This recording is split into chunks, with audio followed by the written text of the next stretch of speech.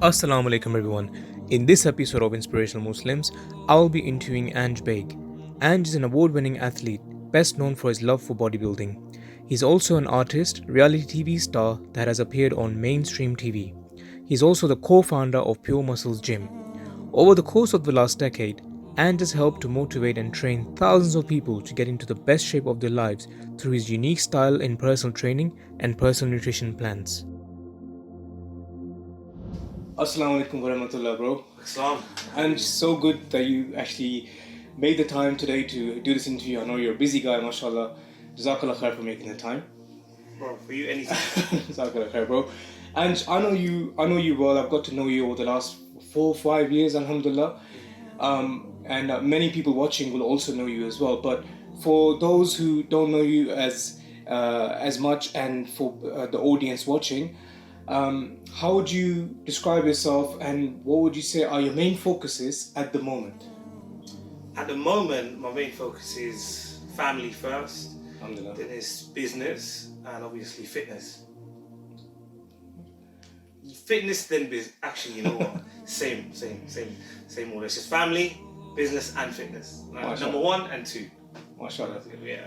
MashaAllah. And you've been you're known for so many things. You've been on mainstream TV. You have your own branches of gyms, the PMG group.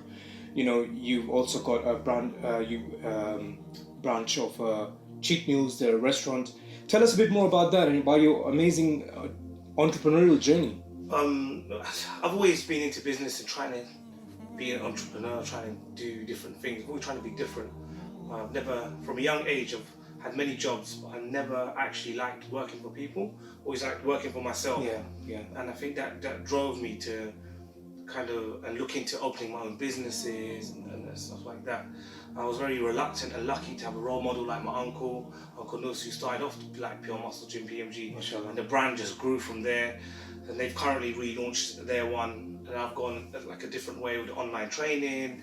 It's just like different branches of different things now. So it's done really good. The last 10 years has just been like a movie for me. It's been awesome. Yeah, I mean, everyone's at the moment talking about the last decade. It's on social media, right? Yeah. So yours is a mashallah very colourful one, and you know, we know that you had so many different achievements in your life. I mean, what would you say has been your biggest achievement to date that's close to your heart? That's my kids. You know, if we're talking on that level, on a personal level, that's my wife and my kids, my beautiful family. It's something that from a young age I've always wanted. I know it sounds a bit cliche, but I've always wanted a loving family, a warm home to come home to, and that's what real life is. That's what real enjoyment is. But I mean, other than that, one of the achievements it was nice when me and my cousin Naj got invited to the House of Lords for inspiring the younger generation, for our fitness and training hundreds and hundreds of clients and people, and influencing so many during that period of time. Yeah, and I think that's beautiful. You over the last more than a decade, you must have trained. You got so many people's lives you must have impacted. Yeah, well, how it started was obviously like as a qualified personal trainer, 1-to-1 sessions. Then I started doing these boot camps, and the boot camps were like 5 or 6 people at one go, and then like in different times in the day. Yeah. Because I would do it full time. I was thinking, how can I train more people and get to more people, and teach them and pass on my knowledge. Yeah. You know, because all of this is knowledge at the end of the day. Absolutely. You learn how to diet, you learn how to train, and you're going to pass that knowledge on to people that Health haven't. is wealth. Yeah, exactly. Health is everything, to be honest. And you're going to pass that knowledge on to different people that want to get in shape and they want to look good. Then obviously the boom of social media happened, and the Wi-Fi connection and everything just went just crazy. And this given me the power to speak to my clients one-to-one every day.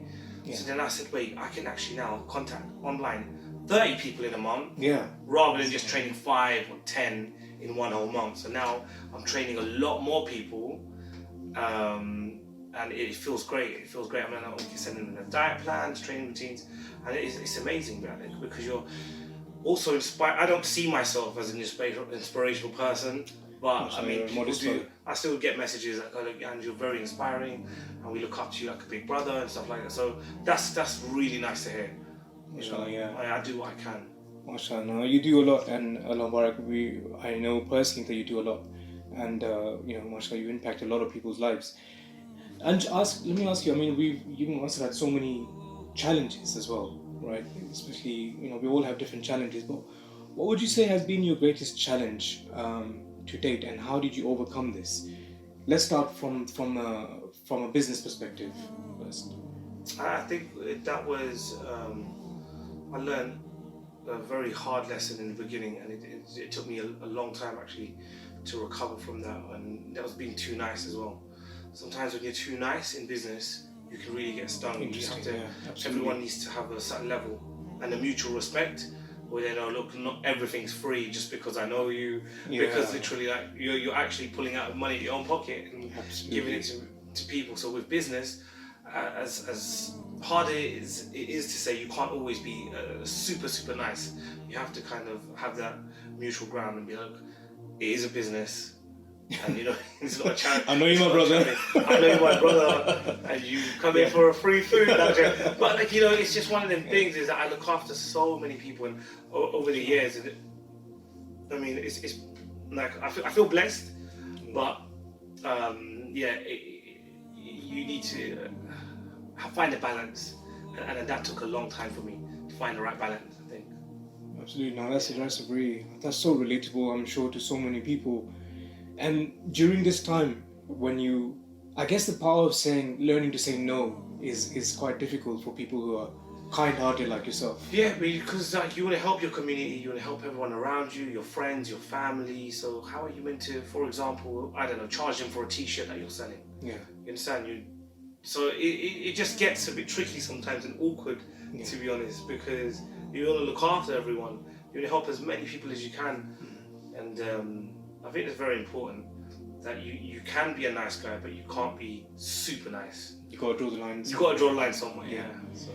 Actually, that segues nicely into my next question, which is how these days mindfulness, mental health, anxiety is everywhere. It's on everyone's radar, and we all have stress, and we all have different stress mechanisms to deal with it. What is Anj's way of dealing with stress? Yeah, that's very easy. For me, it's obviously working out, going to the gym, just let off some steam. I remember a year ago when I suffered the injury, I couldn't work out, and I didn't know, for the first time in my life, I was suffering from this depression, anxiety, and it was such a weird and scary feeling, because I've never suffered from it. So it gave me an understanding of how to deal with it and how to help my clients deal with anxiety and depression, because I've now gone through that phase in my life, and I've been okay, and I fight, stayed strong, and I kept a very strong mind. But I think my prayers helped me a lot with that as well, and that was very important, that I stuck to them. I don't speak much about religion online. I would like to say for obvious reasons, but sometimes it's not so obvious. It's just a never-ending debate. I don't like getting into just politics, and you're the live and let live type of guy. Yeah, just let people do their thing. I don't want to be seen as a type of person to give lectures, and I'd rather, just because everyone has their own version and everyone has their own sources, and there's so many different beliefs out there, so many different things. But for me, prayer is a key for a healthy mindset. No, absolutely. I mean, that's very interesting. To be honest, I'm a proud Muslim. Everyone knows I am, and I wouldn't say the word practicing to me is someone that's solely praying 5 times a day with a beard and jubba who walks. So for me, it's slightly different, which I suppose I don't. That title is way. For my belief is that's a next level title to say someone is practicing. there's a lot of things that I still do that are not correct. If Like I all dig, of us, all if of I dig us. deep. So, yeah, I'm trying, and I'm trying very hard in recent times. You know, now because of for me, it's very very important because now I've got kids as well, and I think that kids, my sons are everything to me. They mean the world to me, and I want to influence them in a positive way. Like I want them to be kings. I want them to be like with such a strong mindset. I want them to be able to understand, like, you know, life issues, life problems, and overcome things, and have like be healthy. You know, what every father wants for the child. You know, I want them to be that plus more. Do you know what I mean? So it's important for me to start practicing things that now, and getting out of certain bad habits if I have got any. Do you know what I mean?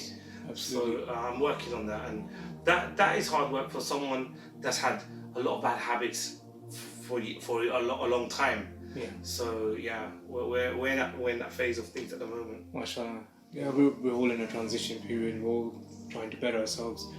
Always, and we could always be better. I mean, and the same way, if you've got the gym and fitness mentality, and you know, when you look in the mirror, you say, "Oh, I don't look good enough." Let alone, I've seen some people that have ripped and their arms are huge, and I'm like, "Mate, you look perfect." They're like, they're always striving for more. Same way, your faith, you should always be striving for more. You should never think to yourself, "Look, I'm perfect and I'm like this," or be judgmental as well. Absolutely. Because I see so much online. I don't even want to start with that conversation. That's just a separate interview, I think. I hear you, and I'm totally with that. I mean, like you said, bro, like, you know, one of the things that I think you and I both have in common, amongst many things, is that we like people who have emotional intelligence.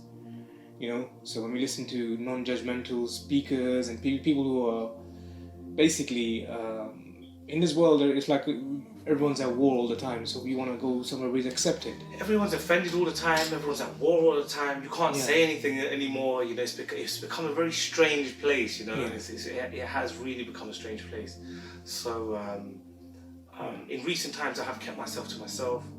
Even when you phoned me, you was like, "Anj, come down for this interview." I was like, "Me?" I was like, "Are you sure?" I was like, I don't really post, I'm not as active as I used to be online. But yeah, I'm working on a few things. I've got some projects coming out soon. But like I told you earlier, I'm very business minded at the moment and busy with business. So, MashaAllah, yeah, that's the way to be. That's where we are at the moment. That's where we are. So I think, and you touched upon this earlier on about Uncle Nus. You know, we go through our lives. We have different role models at different stages in our lives. Who would you say has been one of the most prevalent role models in your life? Yeah, Uncle Nus, 100%. He was like a father figure to me, like a best mate. Always advising me on what to do. Taught me everything I know about working out and how to stay healthy and fit. Whenever I had issues, I'd phone him, and he would give me great advice. Tell us a bit more about Uncle Nus. Uncle Nus, he was like the first British Pakistani bodybuilder. Amazing. He was like 1985. He was like some sort of 1987. He was a British champion, and he was one of the first to do it. Do you know what I mean? So that was quite inspiring for me as a kid. And I was used to watch wrestling, and I always wanted to be like big and strong, like these wrestlers. Do you know what I mean?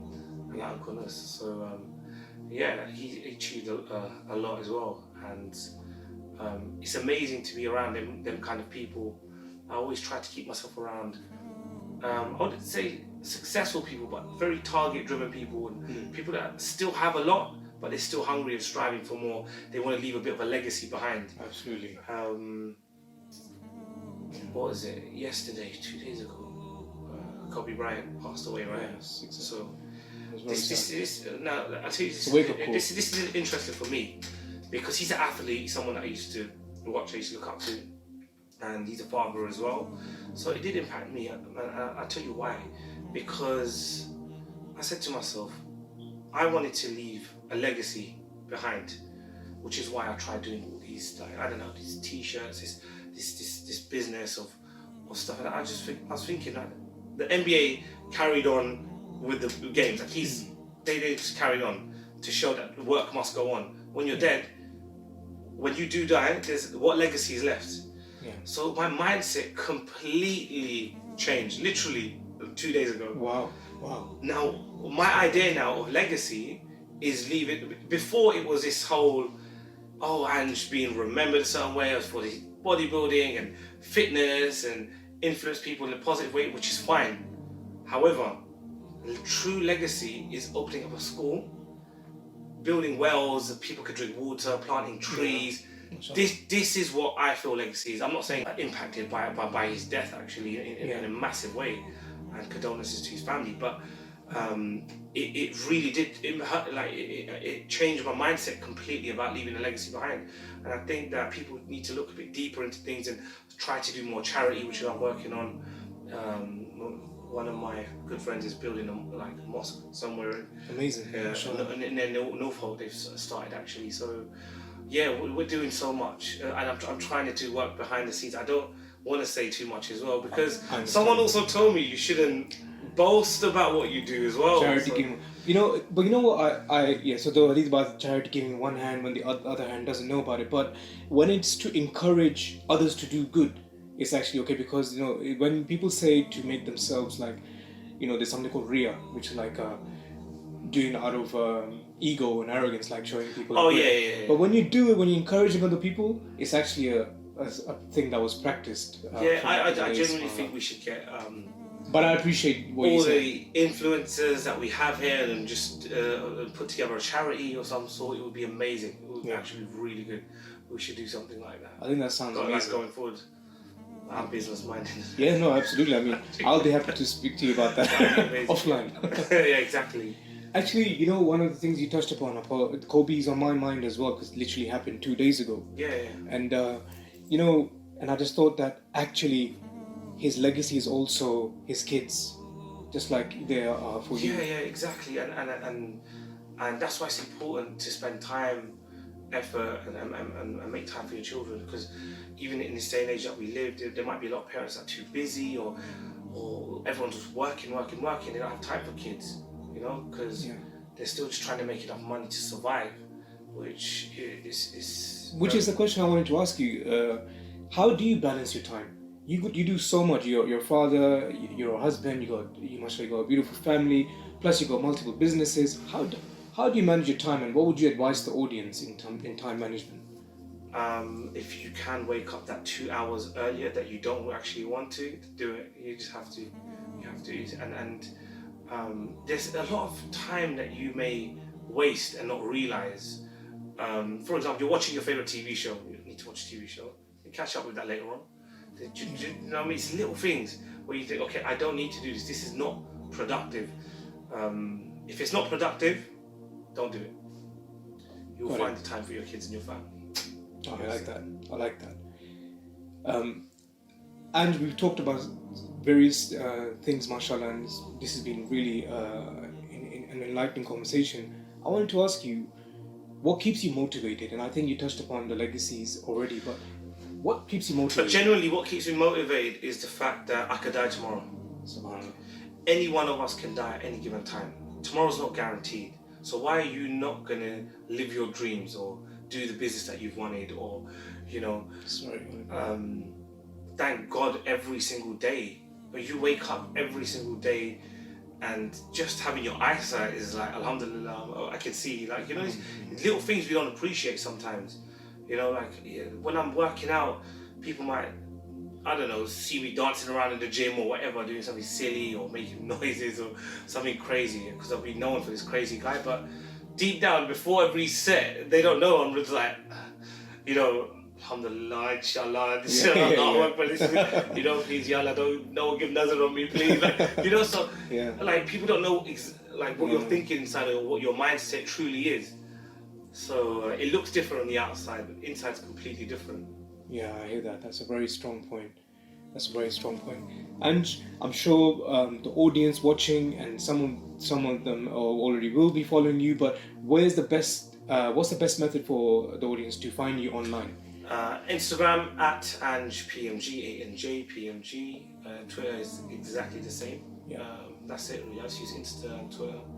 I'm on TikTok, but I don't know how to use that. I have no idea. I've just made it. Now I wanted to make some gym videos fitness videos on there, short little clips, and but I haven't got started yet. and we are about to relaunch the YouTube stuff that I'm doing vlogs, but more it's all fitness related stuff. So it'll be interesting. 2020 should be a good year, Mashallah. inshallah, for everyone. YouTube channel for the audience will be Oh, that's the life of Anjelo. The Life of Anjelo. Yeah. You're sure to follow that as well. Yeah, because that's going to get relaunched as well. So. Sounds great. Jazakallah khair so much, Anj, for this interview. Thank you for making the time. I really appreciate it. Thank you, bro. Thank you, brother. Thank you so much for watching. I really hope you enjoyed the interview. Don't forget to subscribe and hit that bell notification so you're alerted as we upload more inspirational Muslim videos.